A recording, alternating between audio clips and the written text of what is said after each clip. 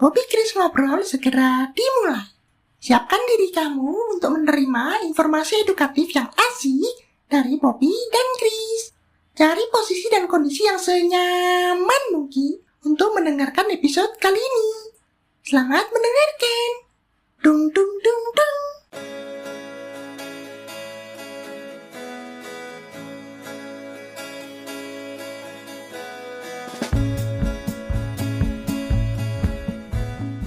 Selamat datang di Bobbypedia Bedtime Story. Segmen khusus Bobby akan ngobrol lebih banyak sama Sobat Boci sambil belajar bahasa Inggris bareng-bareng.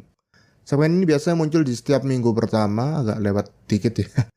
Tapi biasanya setiap minggu pertama. Jadi jangan sampai kelewatan ya. Share juga ke teman-teman Sobat Boci atau mungkin anak, saudara, ponaan yang ingin belajar bahasa Inggris juga.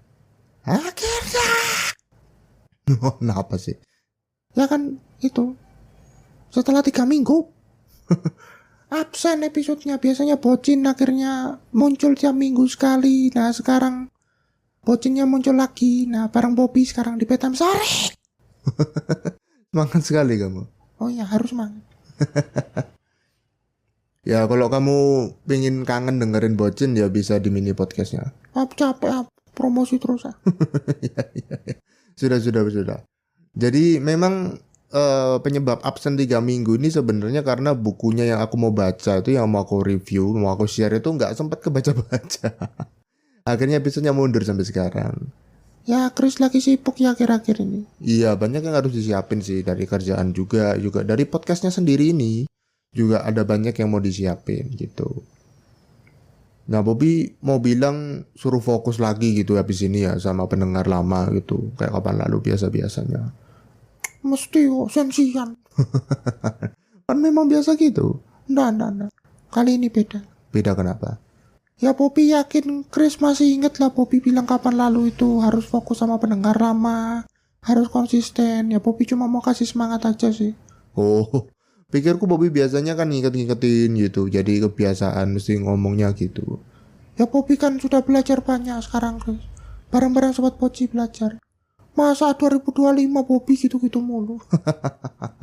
Kayaknya terakhir episode itu move on soalnya 3 minggu lalu itu kita bahas tentang move on. Kayaknya Bobby beneran tercerahkan deh tentang move on. Ya bisa dibilang gitu. Ya udah, jadi katanya mau kasih semangat Bobby, ayo. Mana semangatnya kasih ke aku? Enggak, males kerusensian. Malah gitu sih. Katanya Bobby sudah move on. Oh ya udah, kita move on aja langsung ke pembahasan Bedtime Story kali ini. Sesuai request Bobby ke Chris di Bedtime Story sebelumnya, Bobby mau bacakan cerita rakyat ini. Kali ini bukan cerita asal Indonesia ya, bukan cerita rakyat Indonesia kayak bawang merah, bawang putih, atau lutung kasarung. Nah, tapi ini jauh banget dari Korea. Judulnya itu adalah Why the Sea is Salty, atau Mengapa Laut Asin, dari Susan Crowder Han. Teks ceritanya dalam versi bahasa Inggris dan Indonesia, Sobat Boci bisa cek di deskripsi ya.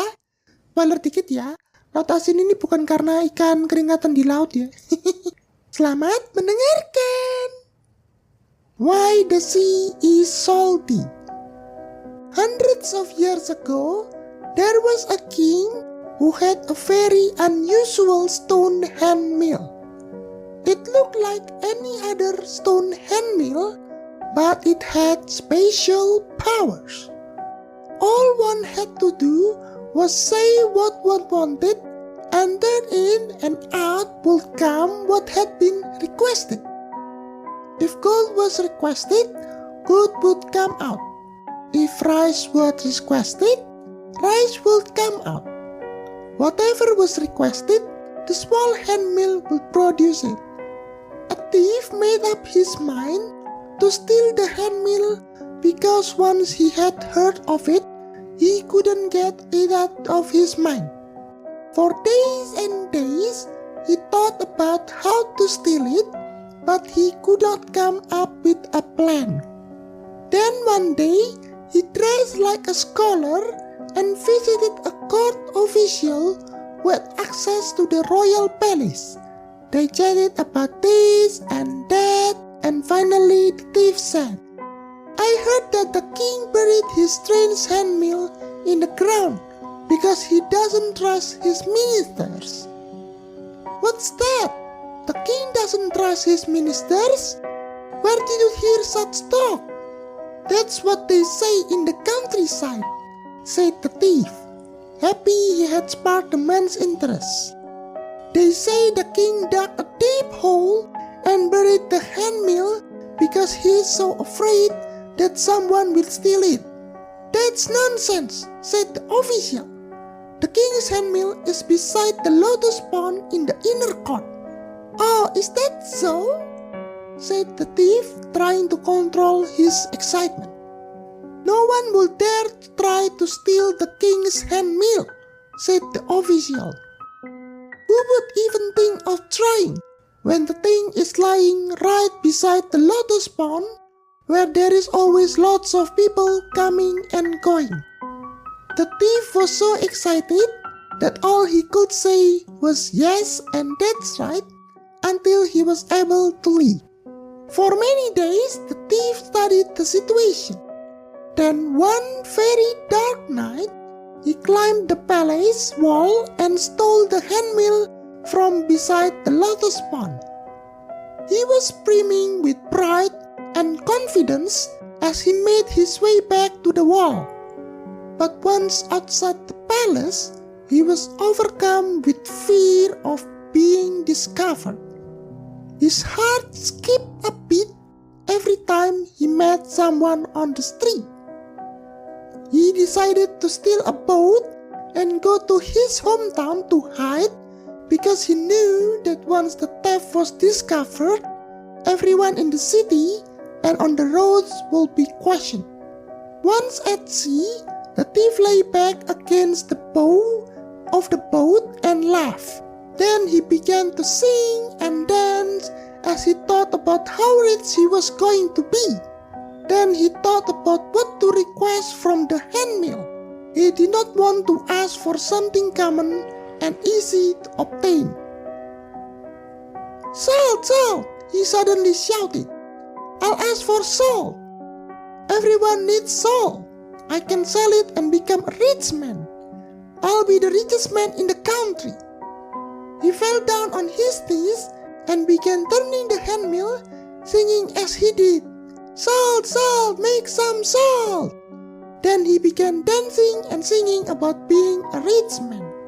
And the handmill kept turning and turning.